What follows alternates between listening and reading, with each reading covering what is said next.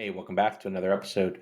Today we're talking about endpoint protection and kind of the evolution of products. This is a space that gets really, really confusing pretty quickly. So I thought it'd be a good, topic for Cybersecurity Awareness Month. We're pretty regularly flooded with, messaging from all kinds of marketing companies and from software manufacturers telling us that they've created the next tool for cybersecurity and it's going to protect us all, right? And as a result, it just gets really, really, really confusing, especially if you don't spend your day dealing with this stuff to understand, what you're being sold, what the differences are. Um, Over the course of the last 10 or 15 years, there's been this almost rebranding over and over and over of what we think about regarding traditional antivirus. And while the technology has definitely changed and methodologies have changed, it's really complicated sometimes to understand what is just a marketing change and what is an actual tech change. So I wanted to spend a little bit of time today to talk about different endpoint protections and the evolution that we've kind of seen over the last decade or so. Now going back in time, endpoint security was really just an antivirus software. Antivirus software was something we'd install on computers. It was definition based, which means that people would figure out what a piece of malware looked like on a computer. It would send a file over to your antivirus, and that your antivirus could compare that definition to what it's seeing on your workstation or on your server or on whatever the host is.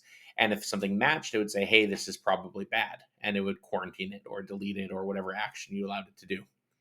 Now, this obviously has lots of problems because changing files isn't that difficult. So, over time, next gen antivirus tools were released and they were more analytical. They used heuristics a bit more, they used better behavioral analysis, but they were really still just trying to detect stuff on your workstation or on your endpoint. Now, when we move to like enterprise class systems, you'd start seeing central management consoles that you could do things like push updates. You could see which systems haven't been updated, maybe. You could see where there were detections, where things had been quarantined, but that was kind of it. There was still pretty limited data and a pretty limited action on what you could do on those systems. A good example back in that time was things like semantic antivirus was very, very popular. As time went on, we realized that there were a lot of flaws in definition based systems. We realized that attackers were getting smarter. We're really realizing that there were things like fileless malware and even just malware in general. Not everything was a virus even anymore. So we saw an evolution.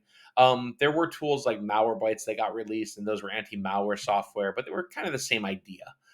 They were looking for different kinds of tools. They were looking for, potentially unwanted programs was a term for a long time, stuff like that. The next big jump was moving to what we call EDR currently. So we take all the things that antiviruses were, where they were host based detection focused tools, and we added a response component to it. So we moved away from more definition based stuff because we realized one, updating definitions all the time was difficult and often led to problems. But two, trying to write a definition for everything was kind of a losing battle. Bad guy just had to change a couple of files and they could bypass the detection capability.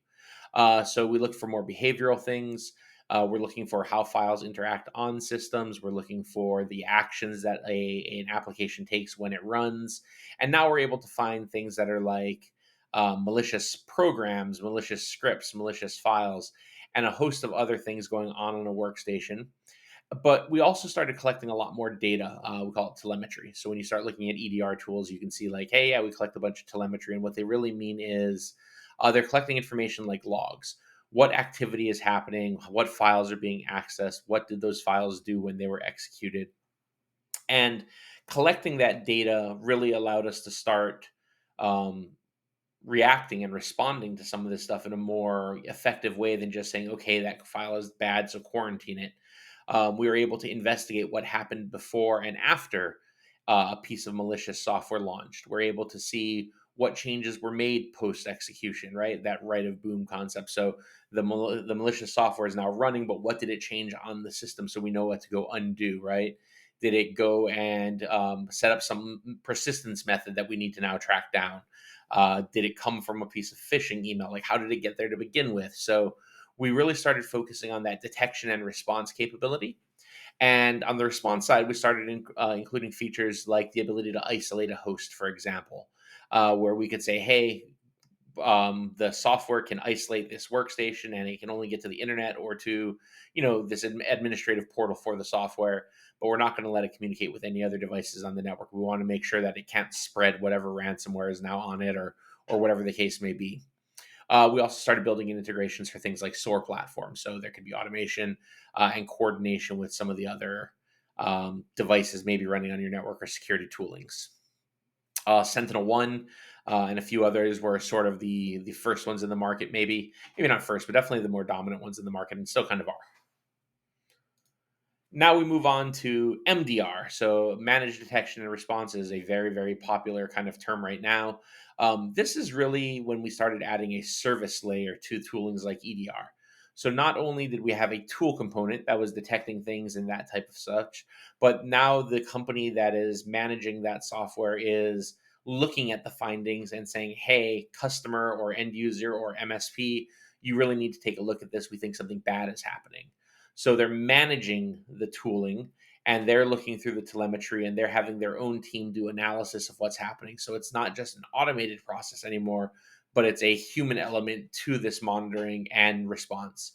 So they can say, yep, this does look a little fishy. We're not 100% sure, but let's isolate the machine to begin with. And then let's dig into it a little more and we'll release it from isolation if we clear it. They might use things like canary tokens or canary files on systems. So they can start looking for bad guys actively doing stuff. So there's a little bit of active defense happening. Um, the MDR concept is pretty vague. It can mean anything from a specific tool combined with that service, or a managed detection and response company can exist that just manages your tooling, and it just varies.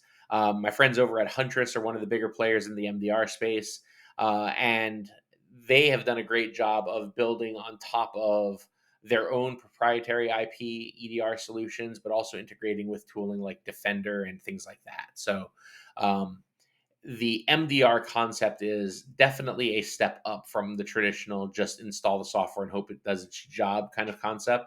Especially if you're, a very small IT department where you don't have dedicated security people.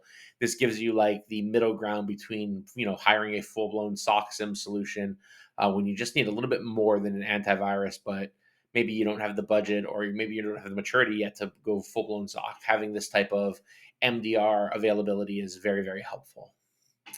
Now we continue that evolution, and we're in the era of things like XDRs currently, and this is where like things get a little gimmicky, right?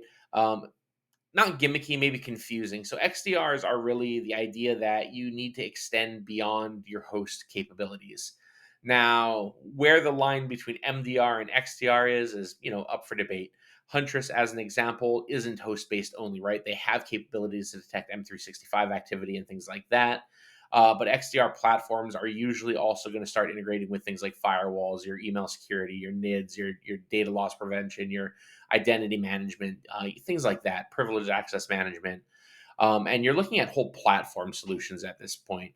You're looking at log ingestion from a lot of places. You're looking at SOAR capabilities. You're looking at all these kinds of things. But the idea is that it's moving away from just hosts into cloud environments to network and to all those other components of the network where bad guys can kind of hang out and do bad things. CrowdStrike Falcon Complete is an example of an XDR solution. That's what they market themselves as. CrowdStrike is a great product and a great platform. So definitely check that out if you're in the market for XDR solutions. But it's still kind of markety-ing because there are MDR platforms that have a lot of those capabilities. And when you join them up with things like a SIM and things like that, it gets a little funky. But that's kind of the idea. It's been a lot of tooling over a lot of years. There's a lot of competitors. I think when you're trying to decide which one of these is right for you, my answer is pretty much always the one you can manage most effectively. Um, Often the technical differences between the good products is pretty low. Like if you were to ask me what's better, Huntress or CrowdStrike, they're both excellent products. So like if I went point by point on each one, they'd both have pros and cons, but it's the one that you can function best with in your organization. um, if you don't have the capability to deal with all the volume of information that something like Falcon might dump to you, and you need that management component and you don't want to pay them for it, yeah, maybe an MDR from Huntress is better. If you want something that ties into Defender, because that's the tooling you're using internally, then yeah, Huntress is great. So there's this trade-off, right? Like it's the tool that you're most comfortable using, because ultimately what's going to protect your network is consistent application of these tools. So I wouldn't get too caught up in the, looking for the single best tool, because there probably isn't one. There's a lot of pros and cons for each of these tools. They both do, and lots of them do a great job. As long as you're picking a reputable, generally well recognized tool, like any of the ones that I noted, um, you're going to be fine as long as you keep it implemented up to date and running properly. So spend more time learning with the tool, training with the tool, writing your incident response plans to kind of engage with those tools and train your staff on how to use them effectively. And that'll more than make up for the 1 to 2% differences in technical capabilities of the tools. So yeah, that's our lesson for today. That's our antivirus EDR, MDR, XDR kind of adventure. So have a great day, everybody.